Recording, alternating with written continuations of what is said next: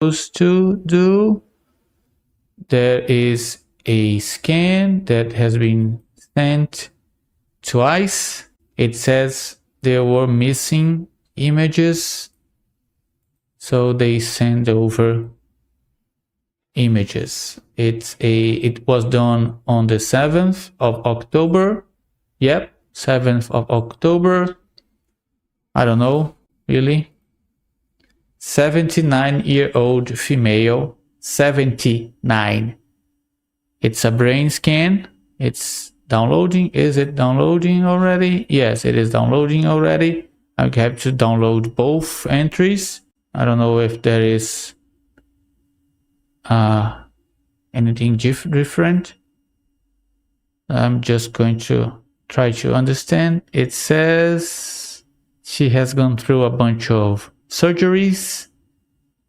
She has stuff in her mouth, metal stuff in her mouth. She has has chronic hypertension. She had a hemorrhagic stroke and is prostrated. She is restricted to being bedridden.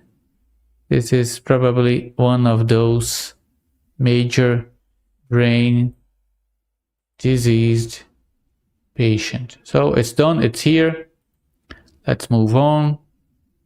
Let's see what we can tell. Oh, of course. Check this out. It's shaky. There is a hematoma right there. They made it again and it's worse. Coronal.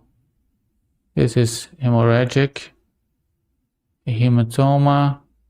This is diffuse atrophy of the hippocampus, MTA4 for sure.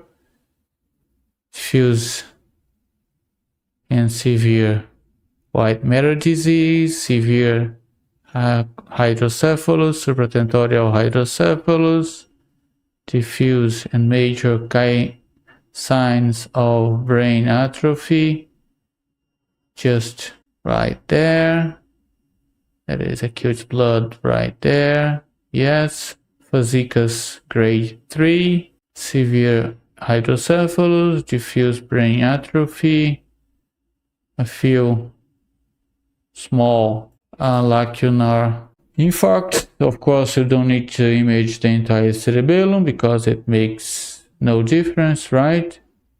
The technician surely likes the bone better than the brain, and it is what it is.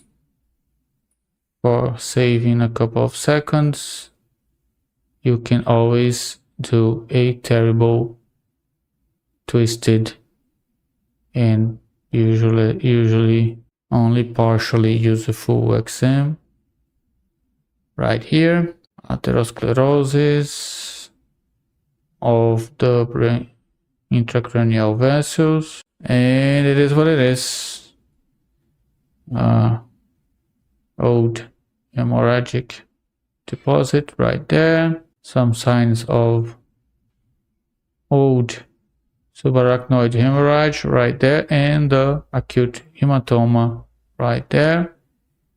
I say it's an acute hematoma because it's bright on all sequences and it has a very easy to see margin of blackness on the SWI sequence. Let's just see.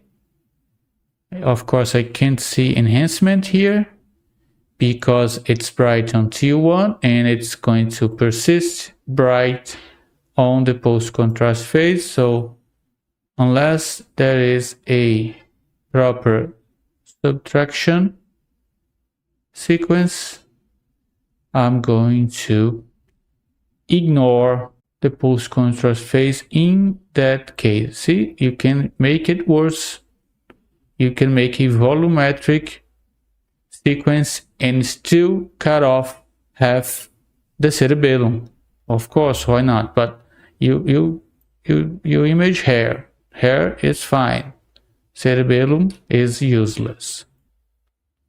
This much useless images from the hair all the way to the bone, but the cerebellum you can miss. It's all right, right there. You don't need to image the entire cerebellum, not the brainstem, nor the first few segments of the spine. No, the hair is okay.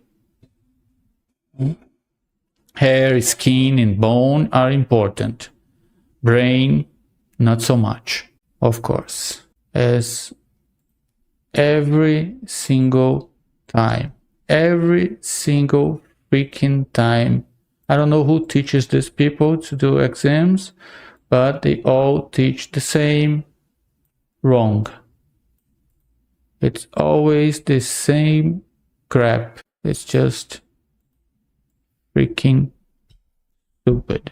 I'm especially grumpy today. So, superior frontal gyrus, and the prefrontal, superior frontal gyrus on the left, right there.